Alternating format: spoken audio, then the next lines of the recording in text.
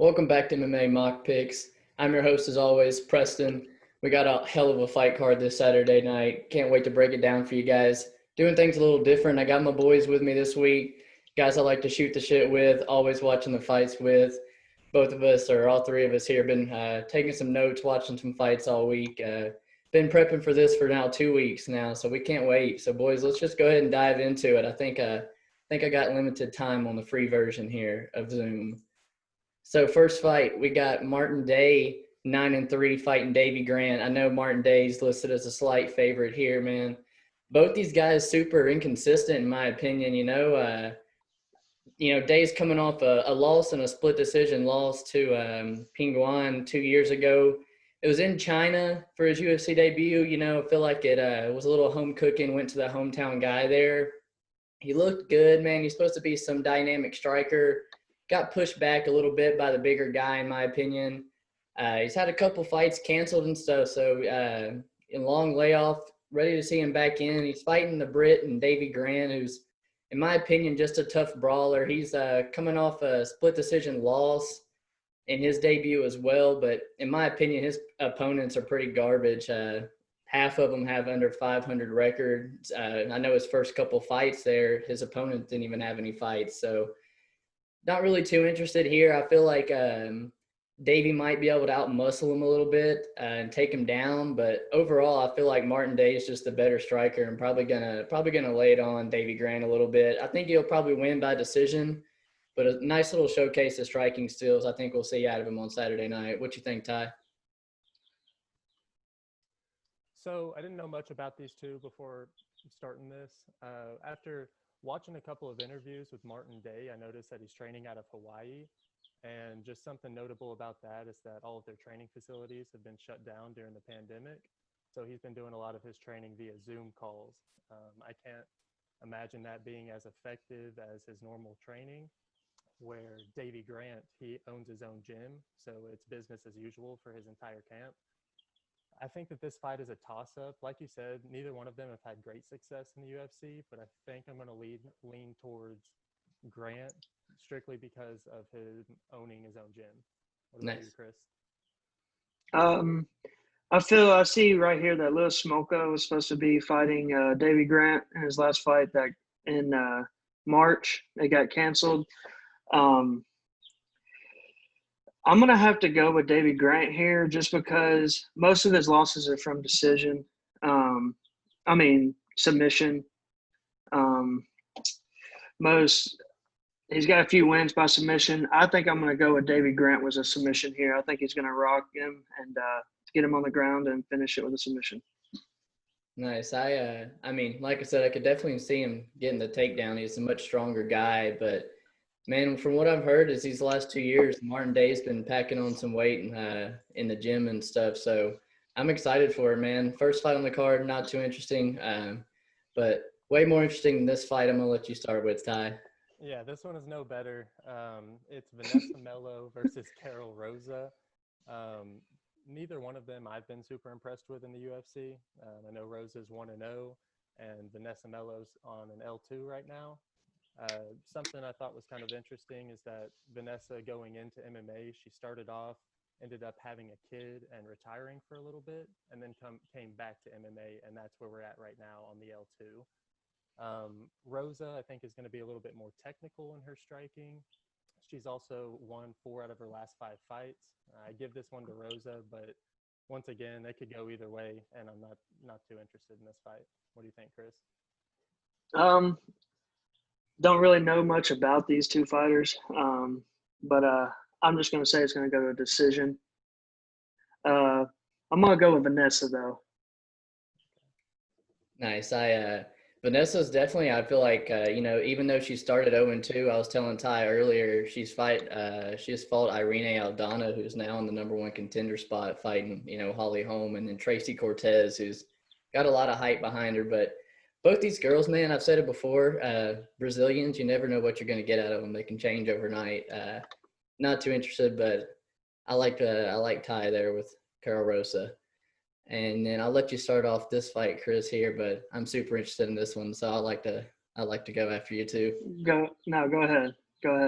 So, man, Zalgas, Zumagulov, however you say his name, man, he doesn't impress me at all. I know he's on a 4-fight win streak, but I went back and watched him, and man, he's lost those in my opinion. He has got the call to go his way, but he gets backed up a lot. He is. I feel like he's a pretty well-rounded guy, but he's just so small. He's like a natural, maybe even 115er. Fighting my boy Raulian Paiva there, who is a damn big flyweight at like 5'8". So, and he likes to throw down too, man. He is 1-2 in the UFC, but your first fight is against Kai Kara-France in his hometown. You take him to a decision where I think most everybody thinks he won, and he loses that one, and then he's beaten on I forgot what's his name that I told Ty about earlier, but then he gets stopped with the cut.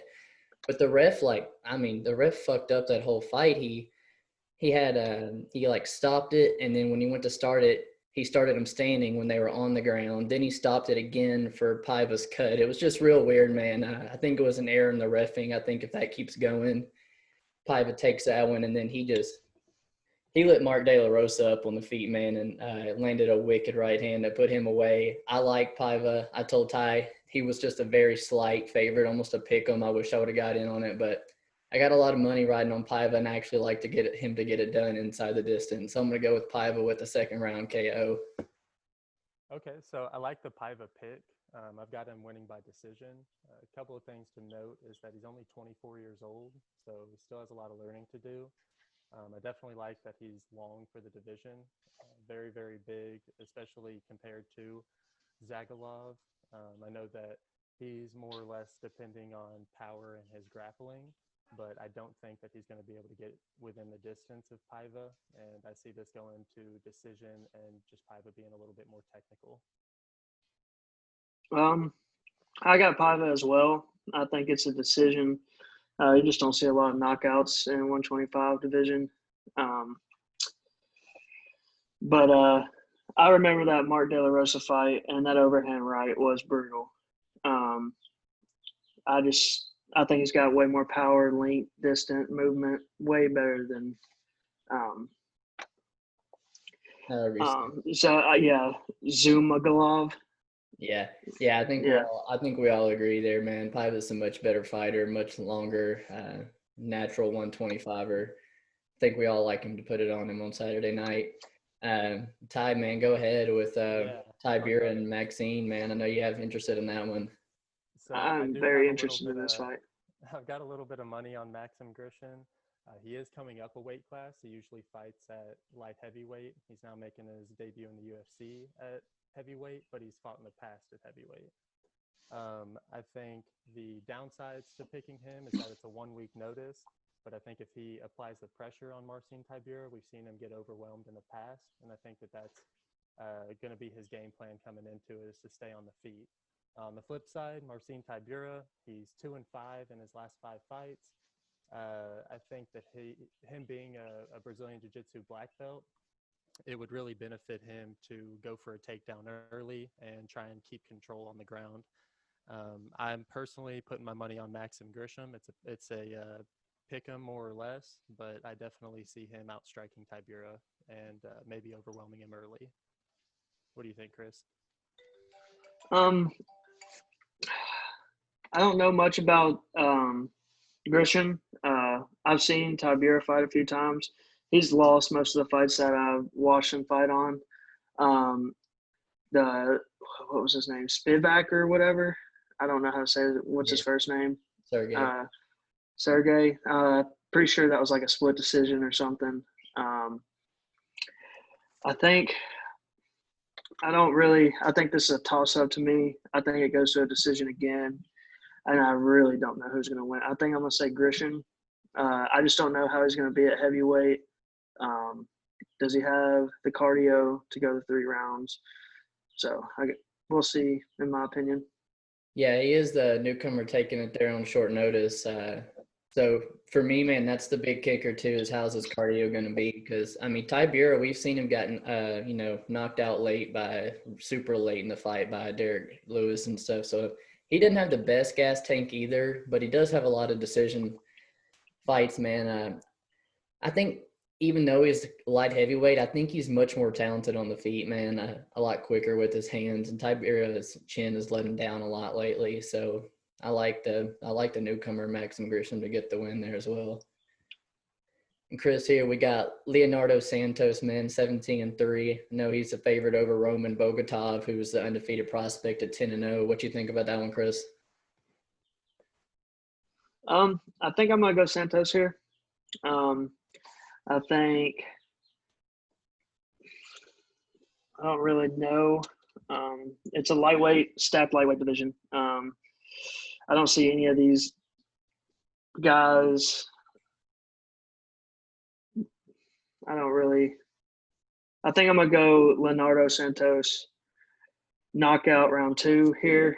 I think it's actually gonna be a head kick. Nice. What you think, Ty? So I like this one a lot. I want to end on it. All right, so I am picking Santos as well, Chris. One thing to note is that he's 40 years old, so definitely past his prime, and that's why I would be a little hesitant picking him. I did take a small bet on him, but him being a 4th-degree black belt, I think that's going to come into play where Roman relies on his grappling, and I don't think that that's going to be something that he wants to do is take it to the ground. So I also have Santos winning. I think one more thing to note about Santos is that he slept Stevie Ray, and that's a testament to his abilities on the feet as well. So yeah, man, Stevie, Braveheart Ray's known for his durability, and Santos put his lights out. Like you said, man, 40 years old and super inconsistent. I think he's only fought, maybe once or twice since 2016. Had a bunch of canceled fights on him, but he's an absolute monster, man. Like you said, a 4th-degree black belt. He finished Stevie Ray. He's finished Rocco Martin. And, man, he's a huge underdog when he finished Kevin Lee on the feet as well. So, for 55, he's 6 foot. He's got a massive frame for it. Outside of the layoff, I don't really like it. Roman Bogota has been a little bit more active, but super one-dimensional. Khabib, almost just chases the takedown, looks for the submission in the ground and pound. And I mean, like you said, man, he's got to be very careful not to get the neck snatched up, or to be super careful in the guard. I like Santos, man. I think he's just got more tools in the shed, a little bit more experience, even without the layoff. Bogotov will be a little hesitant to use his, his skills that he's just demolished everybody with so far. I think he'll be a little hesitant to use them against Santos. Opening up to keep it on the feet, where I feel like Santos is the much better fighter. I like Santos to get it done inside the distance with the TKO. I don't know what round, but I do think he comes back and gets another nice finish. So next we have a good fight, man, in my opinion. We got Makwan Amirkhani, who's 15-4, and Danny Henry's 12-3. Amirkhani, trains out of SBG, Conor McGregor essence, man. He likes to talk shit a whole bunch. Doesn't back it up as much as Conor, though. He's a good fighter, though, in my opinion. He has a nice little skill set. He is coming off a loss to Shane Burgos. Shane Burgos is no slouch. Like we said, Ty, he beats almost everybody outside that top 10, maybe everybody. I've always said I want Shane to fight Sadiq Yusuf because I think that would be a hell of a fight. But, yeah, man, can't give him shit for losing to Shane Burgos, man. I think Shane's just a much better fighter than he is, something he wasn't ready for.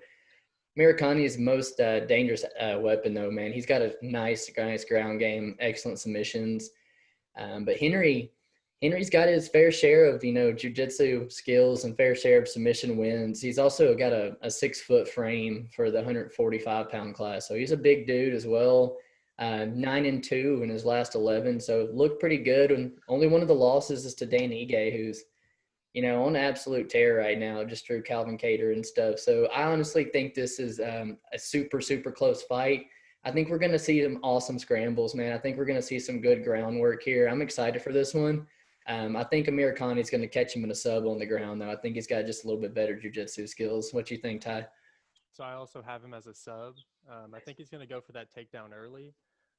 I would say that his biggest problem is his gas tank. We've seen him gas out early, or at least after that first round. We've seen a total loss of production in his output. And like you mentioned, the Ige loss to Danny Henry. That's a tough one to get out of your head. He absolutely shit on him and wasn't very close. I've got Makwan winning in the first round via sub, or we could see a late KO if Danny can hold that or could hold him off for the first couple rounds. What do you think, Chris? I actually got Henry here. I think I've got him on a third round submission. I think Amirkhani's gas tank is just not good enough. I think with the pandemic going on, you've seen a lot of gas tanks go out. I think I'm going to go with Danny Henry, third round submission. I think I'm going to go rear naked choke. I think he just takes him down.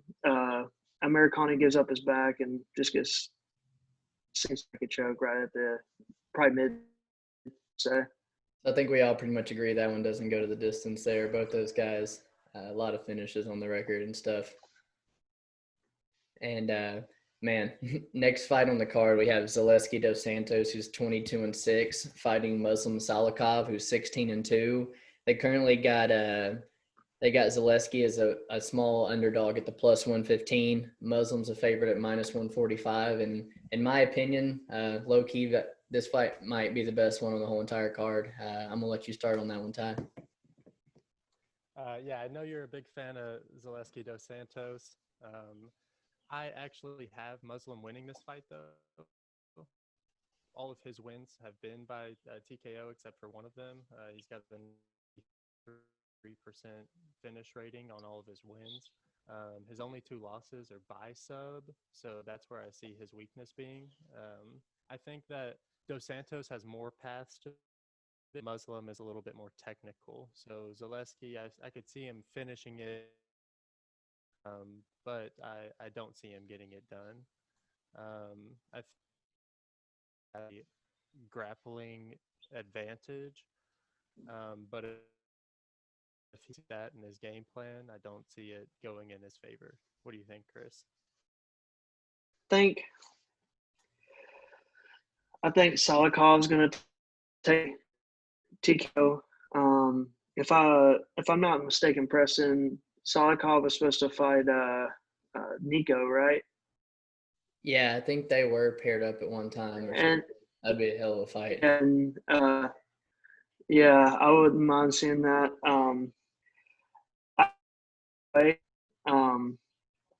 I think if Zaleski wins condition only, but I think I got Salikhov going knockout.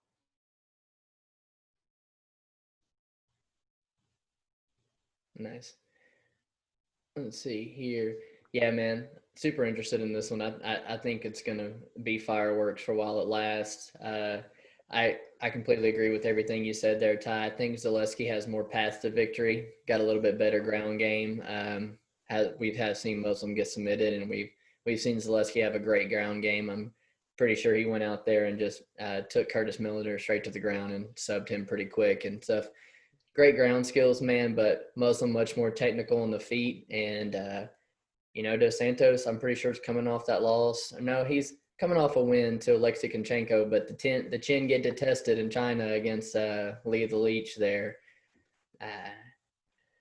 I'm back and forth on it, man. I really am, but I think I'm with you guys. I think Muslim's a little too technical on the feet, and he's going to catch the chin and put him away. And this next fight, man, again, absolute fireworks for while it lasts. We have the prelim main event, Volkan Oezdemir at 17-4, fighting Jiri Prochazka, 26-3. They currently got Volkan, the minus 160 favorite, and Jiri's the plus 130 dog. And Chris, go ahead, brother, break that one down for us. I really like Oezdemir. He's fought the top guys. I mean, Latifi, Rakish, Dominic Reyes, Anthony Smith, DC, Jimmy Manuwa. I mean, he's fought the best of the best in the UFC in the light heavyweight division. If I'm not mistaken, this is this Jiri's first fight in the UFC? Yeah. I think he's going to come here, and I have a feeling he might He's got a bunch of knockouts on his record, but I think when he comes into the UFC, it's just a different ball game. I think I'm going to go Volkan Oezdemir, round 1 probably. Ty? Okay, so I didn't know much about Jiri before he was added to the card. I had to look up some tape on him. What I did see, I was really impressed. He's got some great hands and an excellent left hook. I think his path to victory is to keep his back off the fence, keep moving. Volkan likes to hunt his competition down, and if he gets him pinned up in a corner or gets him pinned up against the cage, I think that could be the problem for Jiri. Chris, you mentioned the level of competition that Oezdemir's faced. You're right; it's not even close. I think that'll really help him, and I've also seen a lot of improvements in Oezdemir's game since some of his losses to like DC. I see much more improvement just keeping it standing on the feet and his ability to finish. I do see this going to Jiri though. If you're going to pick a dog, I think this is a good one. Like I said, he just needs to avoid that first round knockout, keep moving on the feet, and utilize that left hook. I think that's his path to victory. What do you think, P? Yeah, man, I agree. This is if there's a dog to bet on, this is one of them here. Some big boys, man. Volkan, like you said, the level of competition is it does wonders for you, in my opinion. And Jiri, let alone, doesn't have the level of competition, but I don't think he's fought anybody as good as Volkan himself before. He is the risen champion, but in Japan, the talent's just not there, man. And like you said, fighting DC, Lionheart, I think he beat Dominic Reyes, in my opinion. And then, like you said, improvements every time we see him with the last 2 wins there. I like Volkan to actually get this one done inside the distance. If Jiri doesn't give him, a couple good jabs and land a couple good punches early, I know we've seen Volkan have trouble with the nose and stuff. In the gas tank a little bit, but he did go late with Lionheart. My opinion, I don't know. He might have been a little more fresher than Lionheart, but it just wasn't as good on the ground. I don't see Jiri utilizing any groundwork at all against this one. I think we definitely see a knockout in this one without a doubt. This will definitely, if you can catch a good odd for this one not going to the judges, I would definitely play here. But I'm going with Volkan Oezdemir. I got a TKO inside the distance there. And we are to our main card, boys. What a main card it is. Hey, I have one question before we start this main card. Yeah. Do you know if the octagon is full size or is it a smaller octagon? Dude, we were literally just talking about it before we started. It's back to full size, which I don't like. I love the small. Well, I don't like. So many finishes. Yeah. Better for Jorge, in my opinion. Smaller cage with Kamaru in there pushing your ass. I think it's also better for. Or it's worse for Max. Yeah, I could see it. Well, I like the bigger cage for Max. Yeah, so it can move a little bit better. Yeah, I do, man. I don't know. In our opener, though, boys, we got our girl Paige VanZant returning 8-4. She's fighting Amanda Ribas, who is 9-1. I'm gonna check the odds on this because I'm pretty sure they got her at a pretty big favorite. Yeah, dude, Amanda Ribas is the -850 favorite to Paige VanZant's comeback at +525. So I saw an odds at a Paige VanZant TKO at a +1800. Might not be bad to throw it just a little bit on there, She is coming off a super, super long layoff, a couple arm injuries and arm surgeries, I'm pretty sure is what's held her back. And then Ribas has pretty much had one hell of a year, This will be I think her first fight on a pay-per-view and stuff, so big step up in competition for her. I just don't like the layoff for Paige. And in my opinion, she doesn't necessarily have the same skill set as some of these girls have been fighting a long time. Paige relies on, just her overall. She has a decent skill set everywhere, I would say. She relies on her wrestling and toughness to get some of these girls out of there. She's lost 3 of her last 4. She is coming off the armbar win, though, I'm pretty sure, over Rachel Ostovich. Again, Ribas would absolutely destroy Ostovich, though. So nothing there that I liked. I think a lot's going against Paige here, in my opinion. Ribas is better on the ground, much better on the feet. Been way more consistent. I got Amanda Ribas, man, too. I don't know. I actually think she's going to submit Paige. I think she'll probably drop her with something and get on the back like Rose did and finish her out, man. Ty? So yeah, I agree with you. I think Ribas is the obvious pick here, and I would even think that plus 1,800 odds for a Paige VanZant finish is too high or too low. Oh, yeah. I think that you're just throwing away money if you bet on her. I think my biggest question is where her head's at. Like you were saying, she's had a large layoff, and it seems like in that layoff, she's become more of an influencer on social media than a fighter. Where Ribas, 3-0 in the UFC, she's fought 3 times in the past year and a half, and she's just got that championship mentality right now. I think it's 2 girls that are at 2 separate points in their UFC career, and I think we're going to just see a slaughter fest from Ribas on Saturday. What do you think, Chris? I don't think Chris thinks so. I think, guys, I think we're about to see a different Paige VanZant. I think she's actually going to utilize this wrestling. I think she's going to wrestle her way to a decision. I think she's been training with her husband, who's very good on the ground as well. So I can see Paige VanZant wrestling her way to a decision, just staying on top, keeping busy to not get pulled off and get that unanimous decision at the end. I don't know, brother. Let me see. We don't know how her head's going to be after 2 years off. I know. She's been married. She's been married. I see her training on videos all the time with her husband. I'm sure you do follow her on all your social medias. Don't we all? Don't act like you don't either. I said, don't we all? Yeah, we're all guilty. But, dude, like 2 weeks ago on Ariel's show, she actually found out she was going to be fighting at 6 a.m. in the morning. She did not know that. She thought that it was going to be, like a tape delay for the United States or something, or didn't know the time zone or something. But, yeah, she's going to be going on at 6 a.m. when the fight starts in Abu Dhabi time. So we'll see how that one goes.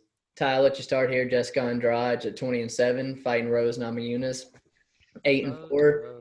Thug Rose right here. Yeah, Thug Rose, man. Got her big favorite, minus 225 with the comeback on Andrade, who took the first one there, but she got a little dog status at plus 175 there. What do you think is going to happen there? So this one's definitely interesting to me. I was talking to this with Preston earlier. I thought it was crazy. In their first fight, Jessica Andrade actually came in as the favorite. And after Jessica Andrade came in as the favorite against Rose. And after beating her in this second fight, she's coming in at the underdog. I think that's a little weird. Strange to me. But at the same time, Jessica Andrade absorbs over 5 strikes per minute. She takes a lot of damage to give damage, and I think that is her strength and her downfall. We've seen her utilize that in her fights in the past, and it's worked out for her up until her last few fights against Weili Zhang. We saw exactly how that could go wrong. And then, just going off that first fight, I think Rose really put on a clinic striking-wise up until the point she was slammed on her head. I think that probably has something to do with the line change. But at the same time, Rose is so inconsistent with her mindset going into fights that the slightest inconvenience might change her mind and she might turn into the worst fighter ever. I don't like a bet on Rose really anytime, especially her as a 2-1 favorite. I would not bet on that fight to save my life. What do you think, Chris? Well, I just think Jessica Andrade is way too powerful for Rose. I think Rose getting slammed on her head twice in that fight, she don't want to go through that again. I think Jessica Andrade is going to do exactly what I think on the first fight of the main card. I think Jessica's going to just keep top control and wrestle it out to a decision. She got to try to get back to that title contender, and the only way to do it, she's got to get a win here. So I think she just sits on top of Rose, throws some elbows, gets inside control. Maybe she can sneak a finish in with a sub. I just see Andrade handling Rose the entire fight. I'm with you on that one, Ty. I got Rose Namajunas there, but like you said, man, super inconsistent on the mindset. Hopefully she's got a good head on her shoulders going into this one because in my opinion, I feel like she could beat Jessica Andrade with just a jab. She's much longer on the feet, so much more technical on the feet. And if it hits the mat, you know, I like Rose on the mat, man. I feel like Rose takes this one 8 out of 10 times if she can avoid that power. And I also think Rose puts up a much better fight to Zhang Wei there. I think that would be a really good next fight if Rose comes out there and gets this one done, you know, quick or you know, just by decision doesn't take a lot of damage. But I think Rose is gonna outpoint her here to a decision win. We got our 3 title fights of the night, man. These are ridiculous. I'm so glad they stay together. What'd you say? One more thing to note on that Rose Andrade fight is Rose is only 8-4, and it just kind of, it's weird to think that she, you know, has been fighting the best of the best UFC competition since she's come in, and only having 12 fights. Right, where Andrade has double the amount of experience, and like I said, I just think that the mindset of Rose coming in will be the biggest factor in this. If she's you know, not in the right headspace or doesn't have a good feeling about it, like she said in the past fights, I really do think that that'll play a factor in it. I don't see it being a bad bet to bet on Andrade, but I wouldn't bet for Rose by any means. Right, absolutely. My money would never be put on this fight at all. I think, and honestly, it could really go either way. I don't like the 2-1 favorite on Rose's behalf there, especially after losing the last one.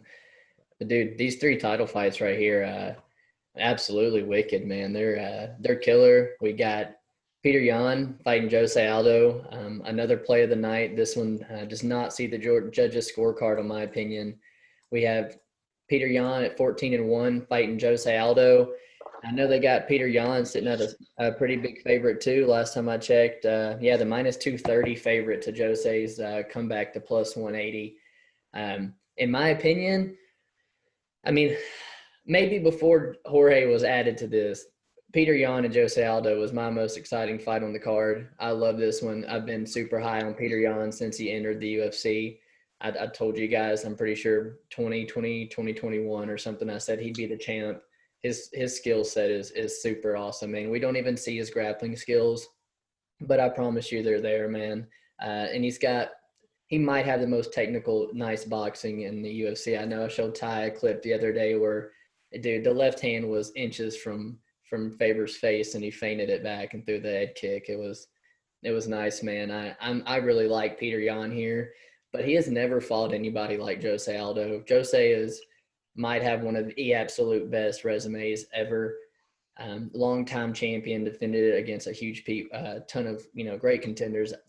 Big fan of Aldo, to be honest. I know Connor slept him real quick, and I'll always love that. But you can't not be a fight fan and respect what Aldo's done. His Muay Thai, leg kicks, his boxing, super well-rounded, man. And if he gets in there and tears Jan's legs up, we haven't seen that before. I really do feel like that could play a huge factor. Primarily a boxer, he's pretty heavy, you know, on the lead leg and stuff. If Jose gets this one done, I really won't be surprised. A lot of us did think he beat Marlon Moraes, but he is getting his title shot off of an L2. But stacked bantamweight division, you know, they got Aljamain Sterling waiting for him there. I think Peter's just going to land on the chin, man. He's got 5 rounds to test Aldo's chin, and as of late, it's not been looking good. You know, Max tested it a lot at his natural weight class. I know Aldo, in my opinion, has looked amazing at 35. The weight cut looked great, but you can't help to think, but the 10-pound cut, it doesn't help anything either. You know, you've been around that block, you know, getting TKO'd by Max, I think twice, the wars with Chad Mendez. I can't help but think Peter has the power and the technique to put him away inside 5. So I'm going to go with Petr Yan by TKO, I think, in like the 4th round. I think that's the smart pick. Like you said, I think the biggest thing working against Peter is that it's a huge step up in competition. His next greatest competition was Uriah and Jimmy Rivera. Which it's tough to compare either one of them to Jose Aldo, who was for the longest time known as the 145-pound champ. And like you said, he's looked great when he came down to 135. A lot of people thought he beat Marlon Moraes, but I don't think that weight cut's going to be a determining factor in this fight by any means. I think this will definitely stay on the feet. Aldo's got a 91% takedown defense, so I don't see Petr trying to get that to the ground. I definitely have some questions. It's going to be, can Petr hang with this upper level of competition? Because up until this point, he's imposed his will on every single person that he's met. It's been one-sided every single time. So maybe we'll see Aldo give him that level of competition that he should have been fighting.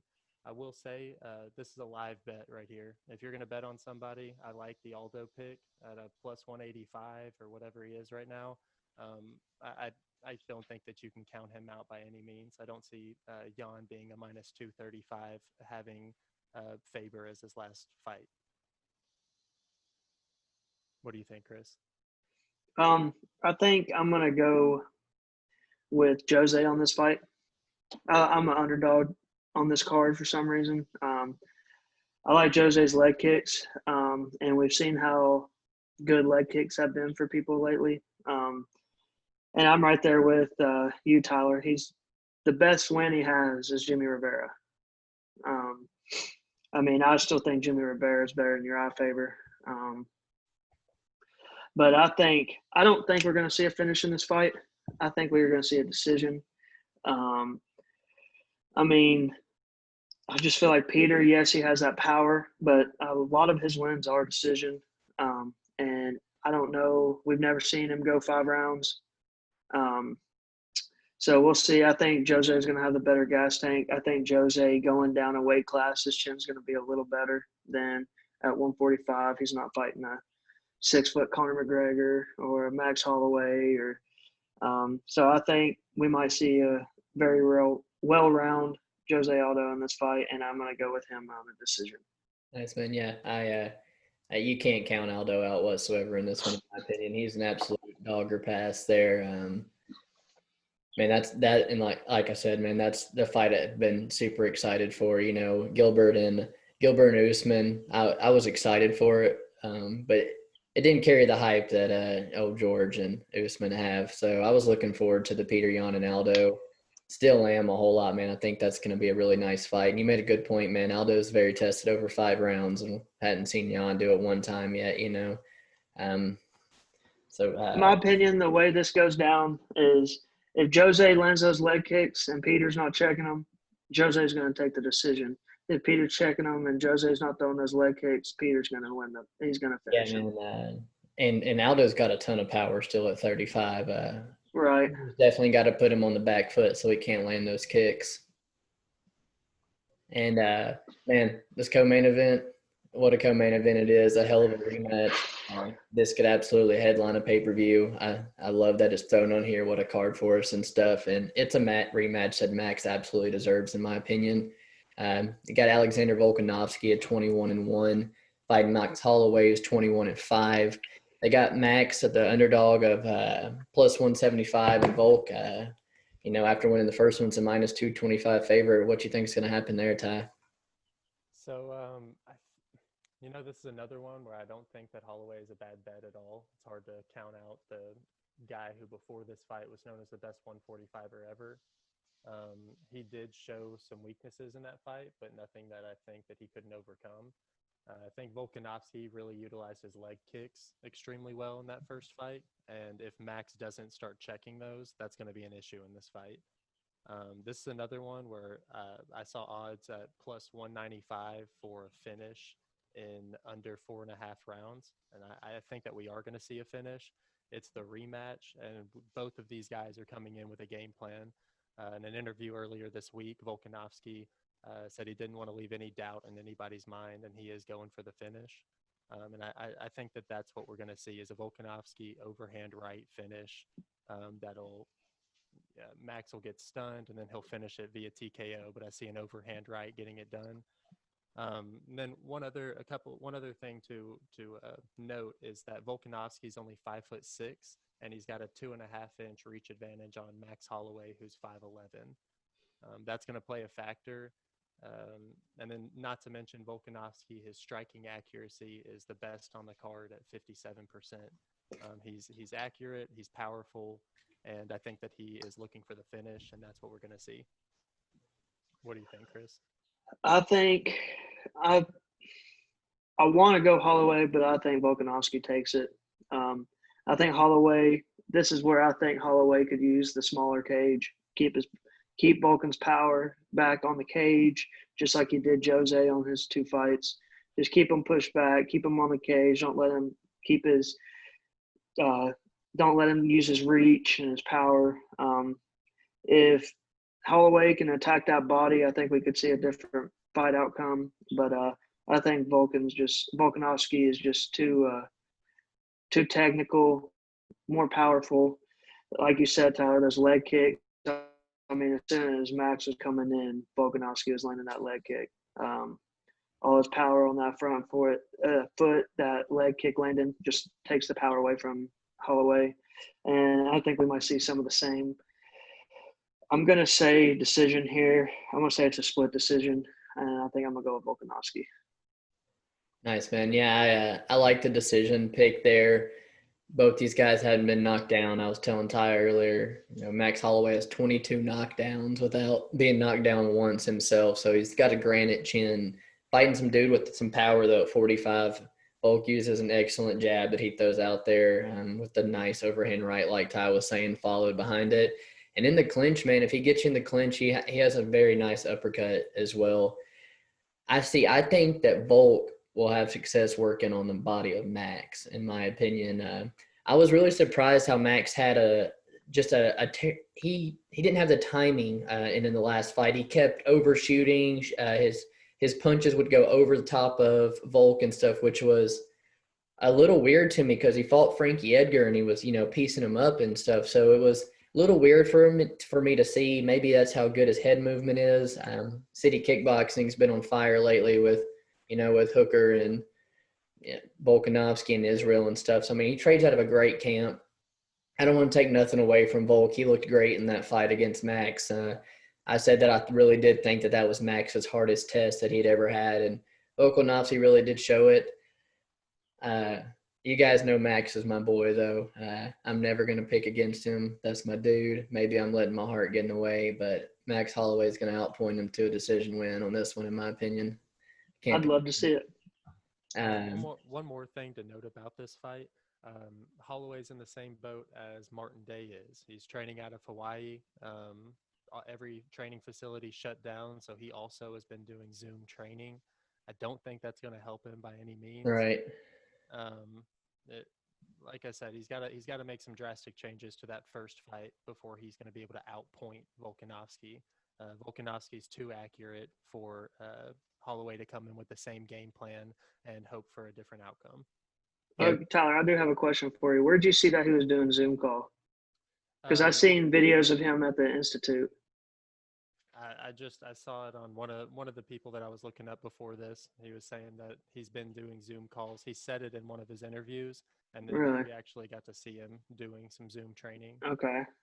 Because I've seen some videos of him. I'm sure he has spent time in the Institute or somewhere to train, but the majority of his time, whenever he's living in Hawaii, Zoom call. Zoom training. Mm-hmm. Boys, hell of a main event. I feel bad for Gilbert, for getting coronavirus, but how hype is Kamaru Usman versus Jorge Masvidal? Kamaru Usman 16-1, fluke choke in the second fight. Man, Kamaru doesn't deserve that L. I hate him, but he's talented as shit. Fighting Jorge Masvidal, man, 35-13. Guy's been around forever. And Jorge's been baptizing these fools lately, man. I don't know what's going to happen on Saturday night. I think it's a lot closer than the odds. Chris, go ahead, brother. Start us off. What you think? I love Jorge. I think you're wrong about just being a journeyman, though.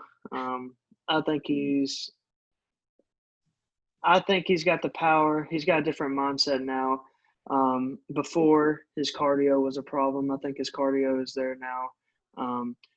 I do not think he's going to take a back step to Kamaru's push. I think they're both going to stand right in the middle and bang.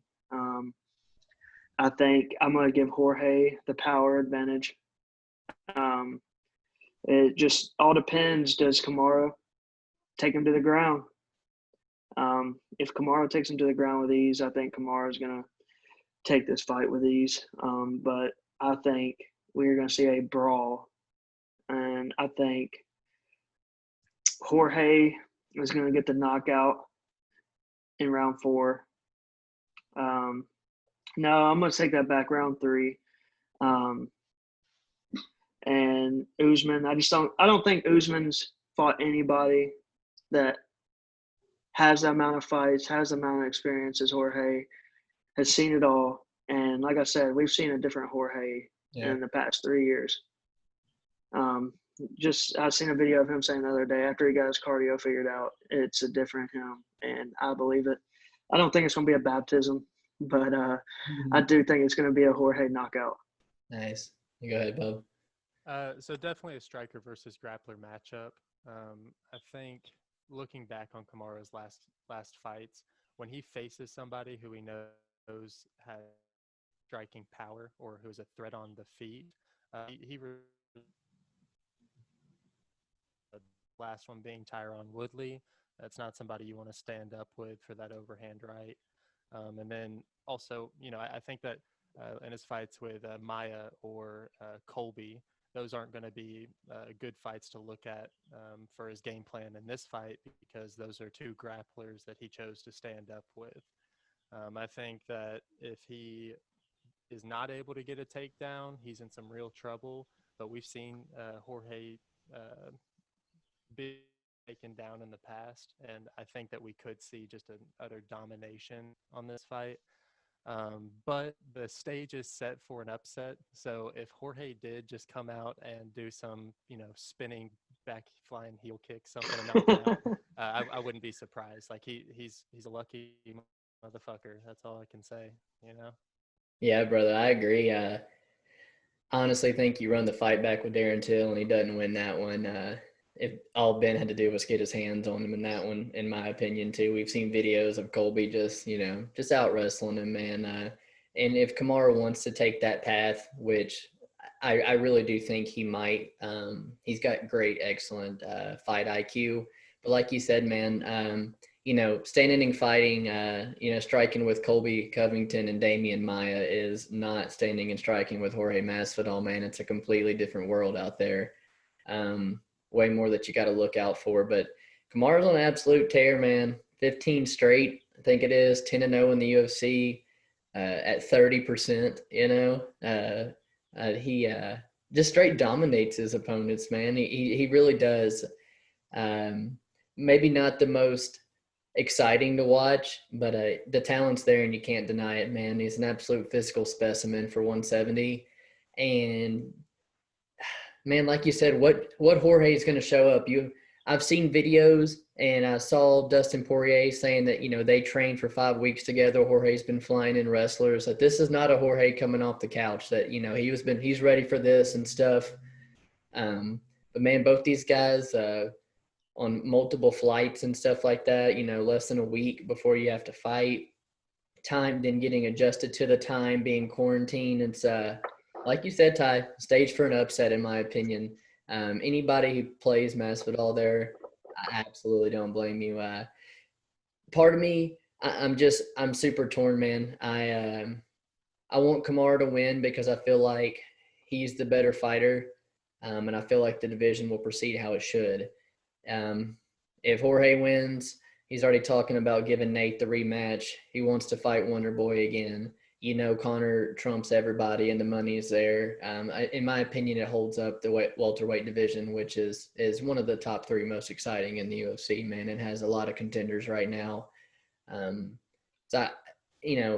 If George wins and he's mandated to win, to fight the next guy up, Gilbert Burns, I like it, but I don't want him winning and completely holding up the division. Kamaru just doesn't have the name to draw those Nate Diaz and Conor fights, so he fights Gilbert Burns next, and then, like I told Ty, I want Colby and Leon Edwards to fight for who gets the next shot after that there. But I really do hope George comes out there and absolutely shits on Kamaru Usman. I hope he pieces him up on the feet and puts him away really good, man. I'm not a fan of Usman whatsoever, but I do think Kamaru Usman's going to win by decision. He's going to He's gonna have to put George away, bro. George is tough. You're gonna really have to submit him. Or I don't know if you're gonna knock George out. I really don't. He's a tough dude. So I'm gonna Never go. seen him get rocked, really. I'm gonna go with Kamaru by decision. I say same. Kamaru by decision. He's got pillows for hands. Yeah. He's definitely not going to finish Jorge. But if it's not Kamaru by decision, I give it Jorge first round knockout. Nice. Any last things you guys want to add, man? I disagree with the pillow as hands.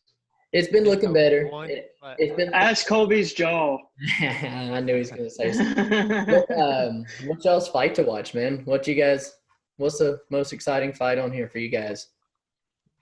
I'm gonna have to go the co-main event.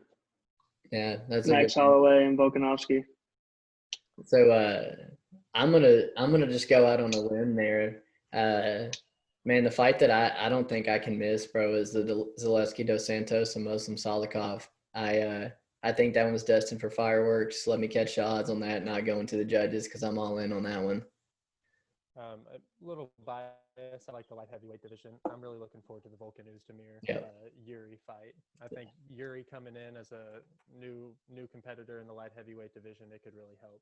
So nice. I'm ready to see him. Who's your fighter to watch, man? My fighter to watch is Rose Namajunas. I don't know who's going to show up on Saturday. I'm very curious to see if it's Thug Rose or if it's a Rose that's just going to lay down and take a loss. What about you? Man, my boy Max, man. I'm looking to see if he's made the adjustments necessary to win the belt back. With the way the featherweight division's looking right now, there's not really a clear contender to who deserves the next shot, in my opinion. I feel like Yair and Zabit are fighting, and probably Ortega and Zombie they're going to fight. So, if Max can make the adjustments, I feel like it sets up a pretty nice trilogy fight between the two as well. But yeah, man, Max is my fighter to watch, man. I just want to see if he's made the necessary adjustments and stuff to have the championship mentality to come out there and get his belt back. Christopher? I think my sleeper fight is probably the Volkan Oezdemir fight. It is. I think that's gonna be a stand and bang, first round knockout either way. But I'm gonna have to go the fight of the night, Volkan Oezdemir. Nice. Boys, it's a hell of a fight. Wish you got to watch it with the Saturday tie. But what? I'll be I know. Yeah, I'll be in Alabama.